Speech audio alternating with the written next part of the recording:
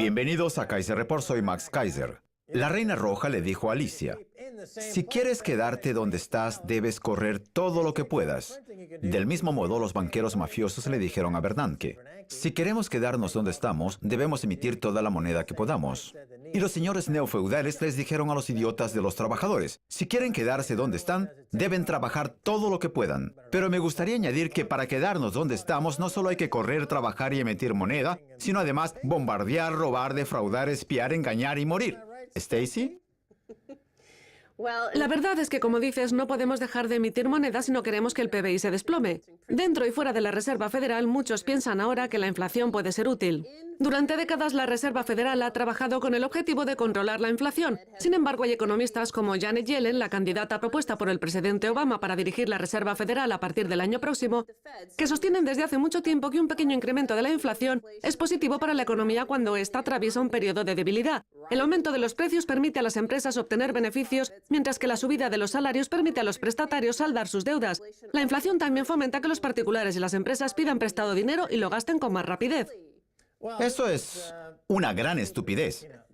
Diciéndolo en otras palabras, el objetivo principal de los 4 programas de flexibilización cuantitativa que se han llevado a cabo en Japón, Estados Unidos y el Reino Unido es aumentar la inflación. ¿Sí? De hecho, en Japón llevan así desde hace 20 años. Y ahora, desde el New York Times señalan que quizás sea necesario elevar la inflación, pero no se dan cuenta de que eso es lo que intentan hacer desde hace 20 años. El balance general del Banco de Inglaterra se ha multiplicado por 4 en un intento por aumentar la inflación. Por su parte, la Reserva Federal ha emitido billones de dólares con ese mismo fin. No entienden que cuando emiten moneda, generan, en realidad, deflación. Y es que cuando se inyectan billones de dólares en la economía, se produce una represión financiera que genera deudas por un valor de cientos de billones de dólares y que provoca casos como los de Chipre y Grecia, cuyas economías saltaron por los aires. Asimismo, esa continua inyección de dinero trae consigo un desplome de los salarios, como ha sucedido en Estados Unidos y el Reino Unido. Esas son las consecuencias del efecto deflacionista que produce la emisión de moneda. Ahora, el New York Times afirma que quizás sea necesario aumentar la inflación, por lo que debe emitirse aún más moneda. Parece que estemos en Alicia en el País de las Maravillas. No se le explica a la gente que la emisión de moneda provoca solamente deflación, que la deflación está creciendo y que si se sigue emitiendo moneda aumentará aún más. En la introducción utilizaste la palabra defraudar. Pues bien, nuestro sistema bancario no es más que un agujero negro de fraude, y ese fraude no hace más que absorber todo el dinero que se crea. Así pues, cuanta más moneda se emite, más se incentiva el fraude, lo que provoca que la economía entre en deflación a un ritmo cada vez mayor. Aclaremos, aunque los precios de los productos en las tiendas y el costo de la sanidad y de la educación estén subiendo del 3 al 6%, el balance general de los bancos centrales y los bancos comerciales está implosionando a un ritmo mayor, pero no es visible y tampoco se habla de ello. ¿Por qué crees que Jamie Dimon tuvo que pagar una multa multimillonaria? Eso es síntoma de deflación que resalta que el balance general de su banco no vale ni un céntimo. La Reserva Federal se ve obligada a emitir moneda, pero ese dinero no se apoya en nada porque la economía está reduciéndose. Así pues, se está produciendo una implosión invisible para la opinión pública, porque los imbéciles del New York Times dicen, a lo mejor necesitamos aumentar un poco la inflación. A lo mejor lo que necesitan es ponerse una pistola en la cabeza, accionar el gatillo y volarse los sesos porque son demasiados tontos como para seguir viviendo en este planeta. Bien, todos esos nuevos dólares y esa nueva deuda se apoyan en el petróleo y en el complejo industrial militar que se lleva todo el petróleo. Se lo llevan. Se lo llevan. Se lo llevan, lo roban y luego bombardean. Se lo llevan y luego bombardean. Bueno. Se lo llevan, bombardean, lo roban, roban todo el petróleo. Bueno, Es posible que Estados Unidos ya no necesite robarlo. Veamos el siguiente tuit de Pedro da Costa de la agencia Reuters. Bendita sea la fracturación. Dentro de poco Estados Unidos superará a Rusia y se convertirá en el mayor productor de petróleo del mundo. ¿Creen que Estados Unidos podrá superar a Rusia y a Arabia Saudita y situarse al frente de los países productores de petróleo, con una producción de 7,8 millones de barriles al día? Sin embargo, el 30% de ese petróleo se obtiene mediante la técnica de fracturación hidráulica. El auge del petróleo a partir de esquistos puede no durar debido a que los pozos de fracturación se agotan pronto. Para ello, en Business Week han analizado el pozo 13H de la empresa Chesapeake, ubicado en la ciudad de Oklahoma, que en el 2009 producía 1.200 barriles al día y que ahora solo genera 100.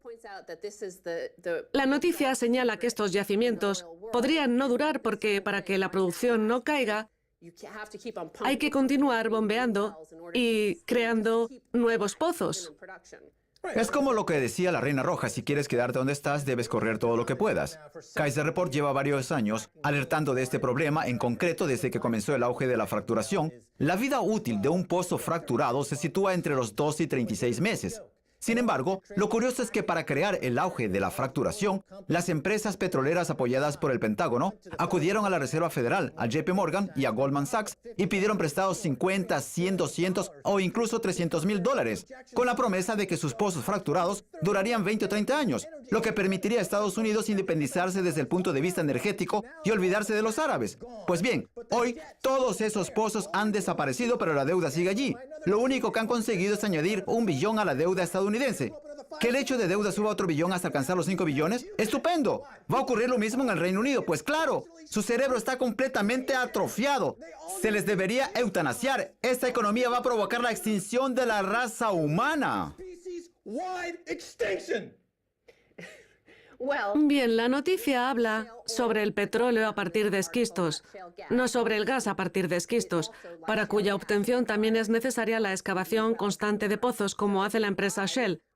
Todo nos lleva al tema del que hablábamos al principio, la infinita emisión de moneda y la infinita adquisición de deuda soberana estadounidense por parte de la Reserva Federal, que provoca la existencia de un sistema bancario corrupto.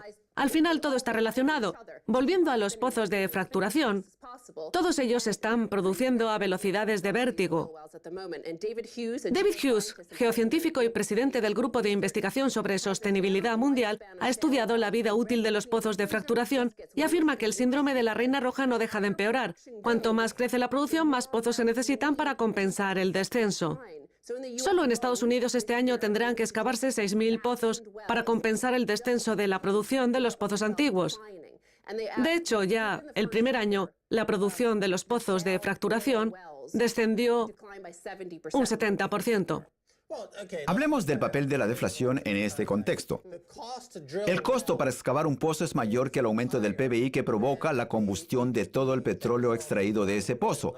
Se trata de un bucle negativo que genera más deuda y más presiones deflacionistas. Las excavaciones realizadas para obtener petróleo suponen un gasto energético. Pues bien, el costo de esa energía controlada por las empresas petrolíferas es mayor que la cantidad de energía que se extrae del suelo. E igualmente, la cantidad de crédito que se necesita para financiar esos pozos es mayor que el crédito que se genera como consecuencia del crecimiento del PBI. Si ese crédito estuviera ligado a unos ingresos sobre los que se aplicaran impuestos, tendríamos una economía sostenible, pero no es el caso. Es la economía del suicidio. Tenemos unos banqueros suicidas que se enfundan el chaleco bomba de la fracturación, viajan a Oklahoma, tiran del clip y se hacen saltar por los aires, sin importarle las víctimas que se lleven por delante. Son banqueros suicidas, yihadistas de Wall Street. Se trata de una operación terrorista llevada a cabo por las empresas de fracturación hidráulica de Arabia Saudita, Estados Unidos y del resto del mundo. Están completamente locos. La cantidad de capital necesaria para mantener el ritmo de producción se sitúa alrededor de los 35.000 millones de dólares al año.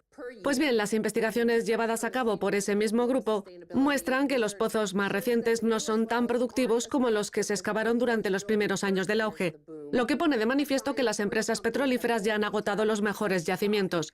Eso significa que el próximo año, en lugar de excavarse 6.000 pozos nuevos, tendrán que excavarse 12.000 al año, el siguiente 24.000 y el siguiente 48.000. La técnica de fracturación hidráulica requiere agua. Sí. Y el agua es un bien escaso, mucho más que el petróleo y el gas. Pero gracias a Dios, Bill Gates y su instituto han resuelto el problema gracias al descubrimiento del agua congelada. Si nos quedamos sin agua, añadimos más y así tenemos toda el agua que queramos. Gracias, Bill Gates. Es usted un genio. Menudo monopolista depredador está hecho. Lo han condenado 2 veces por violación de la propiedad intelectual. Business Week ha hablado con Art Berman, geólogo especializado en el petróleo, que afirma lo siguiente: el petróleo a partir de esquistos me parece más una fiesta de jubilación que una revolución, son los últimos coletazos. Sin embargo, los principales medios de comunicación de Estados Unidos dicen: bendita sea la fracturación, somos los mejores. Cada vez producimos más petróleo, mientras que los geólogos y los expertos en el tema, así como los analistas bancarios, aseguran que se trata de un sumidero más profundo que la cartera de derivados de Jimmy Dimon. Así lo ha querido Jesús. El Tea Party de Oklahoma, Texas, recibió una llamada telefónica del propio Jesús en la que les dijo que quería que se dedicaran a la fracturación hidráulica. Esa es la razón por la que en Estados Unidos se ha empezado a armar a los fetos, por si alguien decide abortar. Los fetos pueden disparar y defenderse. Bien, la empresa petrolífera Shell, una de las mayores de todo el mundo, aparece en una noticia relacionada con este sistema energético alternativo. Peter Bosser se lamenta de que Shell haya apostado tanto por el petróleo a partir de esquistos de Estados Unidos. Peter Bosser declaró que lamenta profundamente el fracaso de la enorme apuesta que hizo Shell por el petróleo a partir de esquistos cuando el propio Bosser era director general de la empresa. Y como consecuencia de ello han perdido miles de millones de dólares. Ese es otro de los efectos que produce la espiral deflacionista, que obliga a defraudar y a emitir moneda cada vez más deprisa si uno quiere quedarse exactamente en el mismo sitio y pretende que el PBI crezca un 0,1% anual. Totalmente cierto. Es una clara estafa deflacionista, como ejemplifica el antiguo director general de Shell, que reproduce exactamente lo que llevo tiempo diciendo. La única diferencia es que él se llevará una prima de cuantía similar al presupuesto anual que necesita la reina para cuidar a su perro galés. Creo que tienes razón. Stacey Herbert, muchas gracias por estar en Kaiser Report. Gracias a ti, Max. No se pierdan la segunda parte.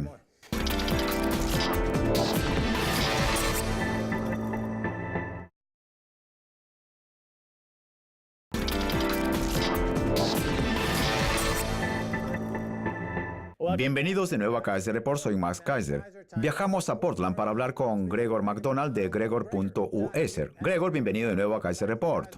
Es un placer estar de vuelta, Max. Bien, Gregor. Un antiguo director general de Shell, ya jubilado, afirmó que lo que más lamenta es haber invertido en el petróleo y el gas a partir de los esquistos de Estados Unidos. ¿Qué sabe él que los medios de comunicación estadounidenses no lo sepan? Es increíble que el antiguo director general de Shell haya hecho esas declaraciones. Pongamos las cosas en contexto, Max. Shell goza de una posición excelente en el mercado emergente del gas natural licuado y cuenta con magníficas infraestructuras por todo el mundo.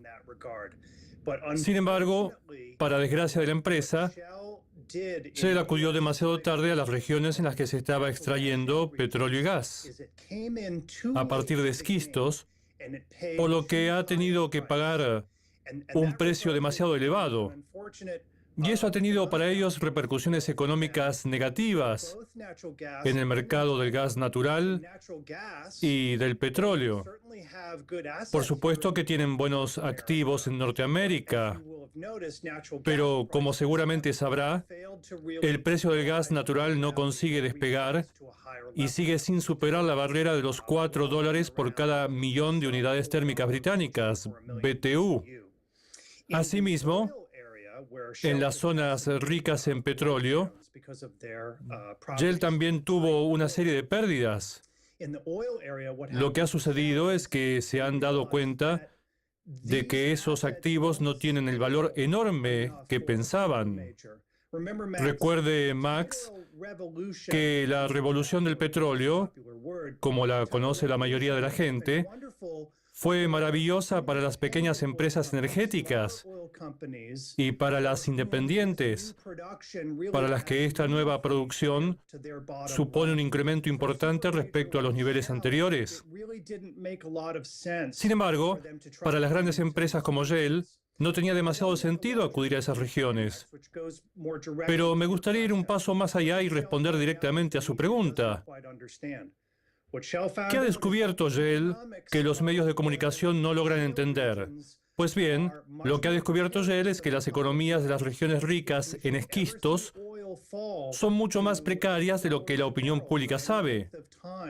Si en algún momento el precio del barril del petróleo cayera por debajo de los $80, los terrenos que compró Shell ya no valdrían demasiado.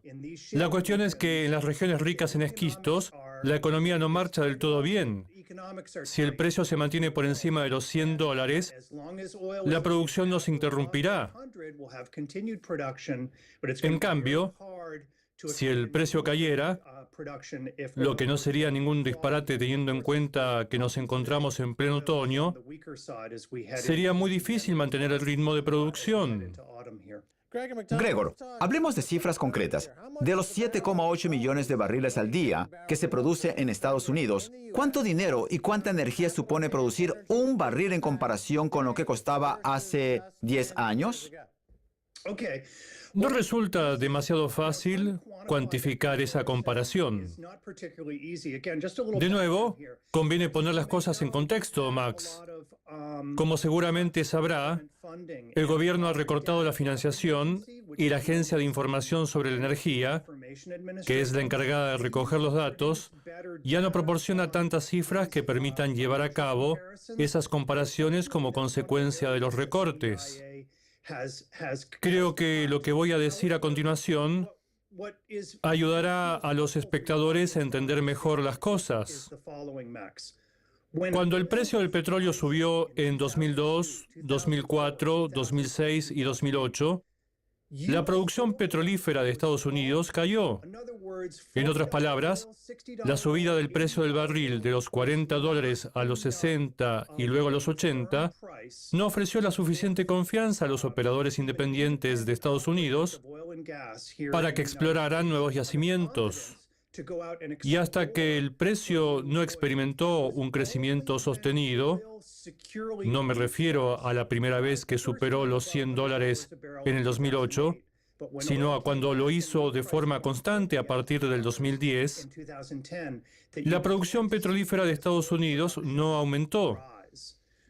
Por lo tanto, Max, para que los costos del capital por barril sean rentables y el director de una compañía petrolífera decida invertir en un nuevo yacimiento que le proporcione beneficios, el precio del petróleo que se produce en Estados Unidos no puede bajar de los $90.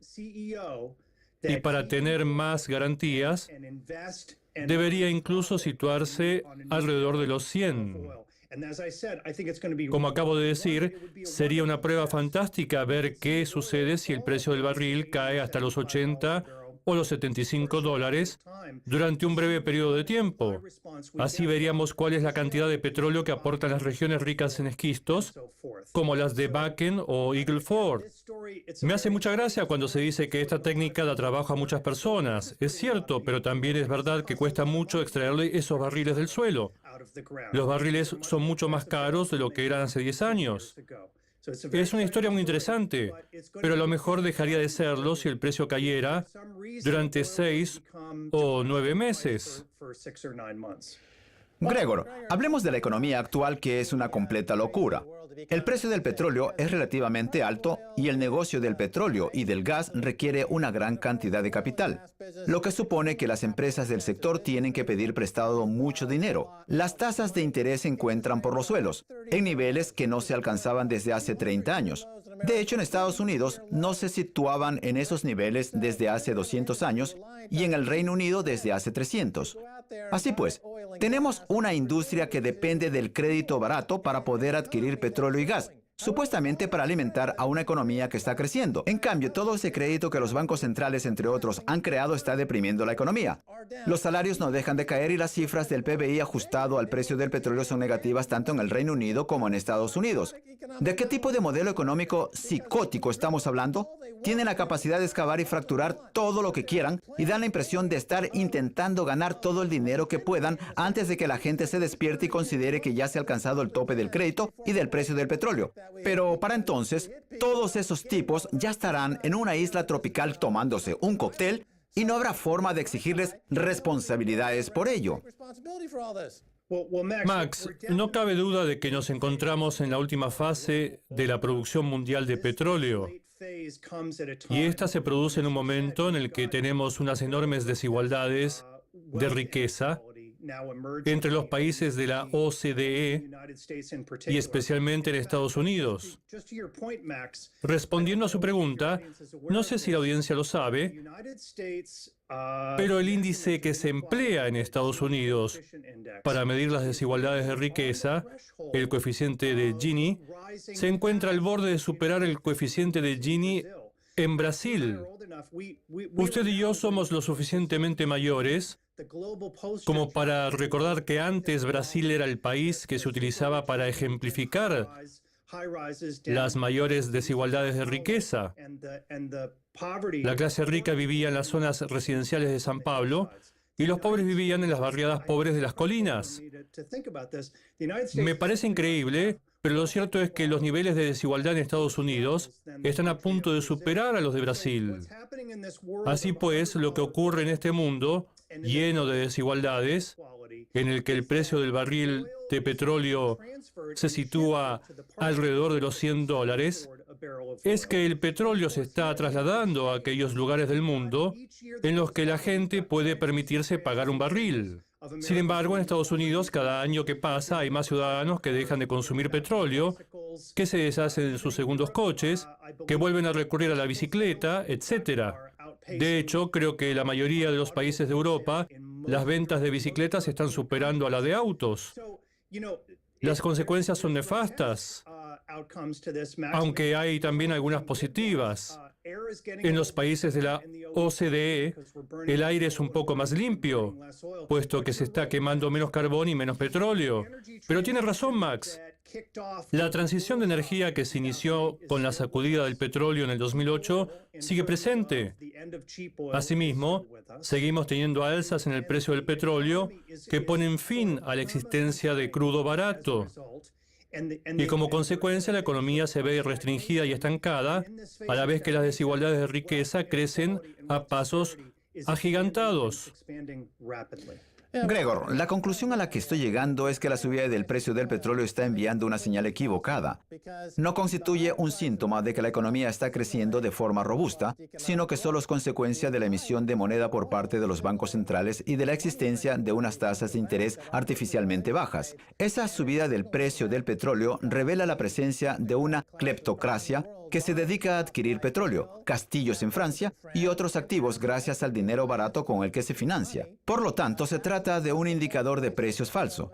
Y al otro lado de él tenemos una economía como la de Estados Unidos, cuyo coeficiente de Gini se acerca ya al de Brasil. Así pues, Estados Unidos nunca experimentará un crecimiento del PBI que se traduzca en un aumento de los ingresos computables para los impuestos, lo que permitiría saldar las deudas que financian la exploración de nuevos yacimientos. Es una misión suicida, puesto que el hecho de que el precio se sitúe por encima de los $100 no es un indicador de crecimiento económico, sino de especulación descontrolada. ¿Me equivoco? Veo a lo que se refiere. Lo que ha sucedido es que antes el petróleo era una fuente de energía casi democrática. En el siglo XX, después de la guerra, tanto los ricos como los pobres podían comprar petróleo. En cambio, ahora el petróleo se está convirtiendo en el combustible de los ricos en Occidente y se está distribuyendo en mayores cantidades por Asia, con la salvedad de que los asiáticos lo utilizan en pequeñas proporciones. Tiene razón cuando dice que antes el hecho de que el petróleo se situara en niveles elevados constituía un indicador de un crecimiento económico robusto. Pero Max, Lo interrumpo. Usted afirma que en la actualidad el petróleo supone un lujo disponible solo para los ricos. Y yo digo, es que hay una serie de bancos como Goldman Sachs que, cuando los precios se sitúan en un nivel determinado, llenan cientos de tanques en todo el mundo y almacenan ese petróleo para proteger su activo, que se utiliza como base para financiar planes que presentan un mayor grado de apalancamiento, como fusiones, adquisiciones y toda una serie de artimañas que llevan a cabo en Wall Street utilizando dinero barato, respaldado en el petróleo que almacenan y que ni siquiera ponen en circulación en la economía real.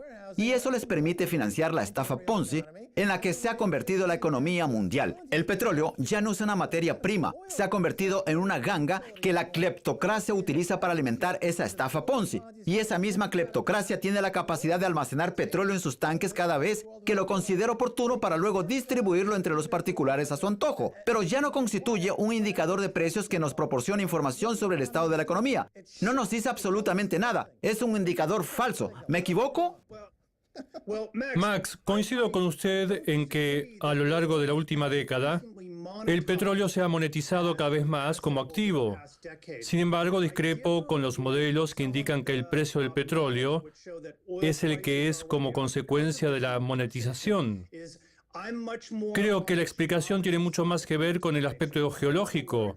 En otras palabras, la explicación para el precio del petróleo lo encontramos en la geología, no en la especulación.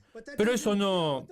Sí, pero el factor geológico también es importante en la obtención de oro y de diamantes. Puede decirse que es un bien escaso que se va agotando, pero lo que está claro es que ya no forma parte de la matriz de indicadores de precios que reflejan el crecimiento de la economía. Las economías no están creciendo, pero el petróleo no tiene nada que ver. Lo único que se hace es emitir moneda. Nos quedamos sin tiempo, Gregor, pero volveremos a invitarlo pronto. Gracias por estar en Kaiser Report. Bien, gracias, Max. Es todo por hoy en Kaiser Report. Soy Max Kaiser junto a Stacey Herbert. Quiero agradecer a nuestro invitado Gregor McDonald de Gregor.us. Si quieren contactarnos, envíenos un tweet a Kaiser Report. Hasta la próxima. Adiós.